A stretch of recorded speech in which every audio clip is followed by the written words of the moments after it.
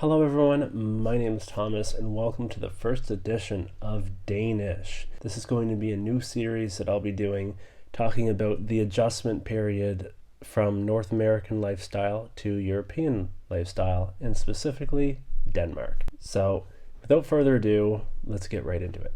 Today I want to talk about the first few weeks of moving to the new country. Now I made a video a few weeks ago talking about the process of how to get here, but that's only half the battle. The other half was packing up my stuff and flying 6,000 kilometers east to the beautiful city of Svendborg. I'll tell you a little bit about before I leave and then when I arrived in Denmark. So as soon as I got the good news, I packed everything. I went through all my things, packed what I needed in essentially 3 bags: a carry-on, a small little black bag, and a roller bag. Now, I was quite nervous because in the news they talked a lot about how luggage was being lost, and personally I never check in luggage, so that was a little bit scary, but everything worked out in the end. Everything arrived in Denmark and I was pretty happy. And another thing that made me happy was the fact that the process of easing into life in Denmark was so much better because I had connections. I was able to stay with my friends Tobias and Silke, and without them, this whole experience would be so much different than what it is right now. They helped me find a place, which I'm currently in right now, my own apartment. They helped me find a job and really get established within the first week. When it came to the apartment, they actually helped me look for one through a website, and in Denmark it's kind of different because you have to pay for a subscription in order to look for places, and then you may even have to pay some people just to get a viewing of the apartment. Luckily, we had a 2-day free trial and we just messaged everyone. Thankfully, this was the first place that responded, and we had a video call. They did a tour of it with me on FaceTime, and I was like, yeah, I want it. We kind of negotiated with the landlord, telling him about my situation, and the guy, his name is Peter, and he's so laid back and just like such a great guy and very understanding. He said, whenever you come here, just get a hold of me and we'll look at the place in person. And the only issue was the place that they originally showed me was also being looked by somebody else, but there was a mirroring apartment right across the hall. And in fact, this is the one I am now, and I love it so much more because there's so much space here opposed to over there. And really, I just feel very comfortable here. A few days after I arrived, we met up with Peter and we went through the apartment. Everything was fine. And then and there, we signed the contract and away we go. We had like a 3-month deposit. So it would be the first month in the last 2 months as well. It essentially means that I would live here for the last 2 months free, but I'd have to leave 2 weeks at the end of that so he can prepare it, get it renovated, so then the next person can move in. I spent the last few days trying to make it feel like home. A lot of building. Built my bed, a lamp, a dresser, and a little table. That's all that I really need at this very moment. And along with that, also buying groceries and a bunch of stuff from IKEA, like 2 carts full.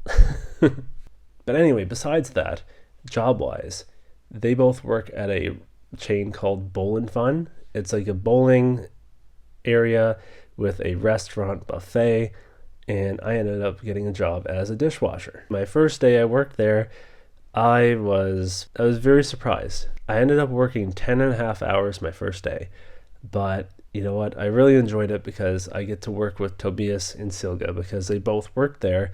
Tobias as the chef and Silke as a buffist. So overall, I'll be working a couple days a week just to make enough money to pay rent and groceries so that I don't have to dig any more into my savings. Now, when it comes to different events that have happened, like every day when I first came to Svendborg, I would go for a walk. I'd walk in whichever direction. I'd walk through to see different scenes, different routes, different buildings, everything. It was just such a beautiful a beautiful time just to go around and explore the city that I'll be living in. So a few of the cool and interesting things that I've done so far. I went to my first ever fitness shows. Someone that I knew was in the show, and I surprised them by showing up to it. So it was really great. I was able to meet their family. Her name is Nana. She did amazing. She won second and third in a couple of different categories. Pretty good for her debut showing. But yeah, that was just an amazing experience. My brother actually used to do bodybuilding shows. It was just so cool to actually be there in person, see all of these amazing athletes, and I'm thinking like, man, like, I need to work. But also I got a chance to meet one of Tobias's closest friends, Sabrina. She plays in a band, in an orchestra, and we got the chance to watch them perform on Halloween. So all in all, everything has been going so well. Maybe the only issue is right now, I don't know if you can tell, but my throat is sore. I'm a little bit sick, but I wanted to make this just so that people can be updated on the whole process of moving here to Denmark. And I'll be doing more episodes as well. I want to talk about the differences, the biggest differences that I see between Canada and Denmark. And hopefully every month, at least, I'll be able to do a video talking about different things as well, like what I've done, some interesting adventures. And speaking of adventures, because I don't want to forget this, I was in Germany for 3 days. I went to Hanover, and then I went up to Hamburg to visit a few friends. And I'm hoping that every month I'll be able to go on a few adventures, because of course I don't want to just spend my time working here. I want to explore. That's the whole main gist of coming here, to see the world a little bit easier than opposed to living in Canada. But anyways, that's a wrap on the first episode of Dane-ish. I hope you've enjoyed, and I'm going to take you along with me. This is not just me doing it. I want you to see through my eyes Europe and the world. So this is Thomas signing off. Please stay safe, and I will see you next time. Bye-bye.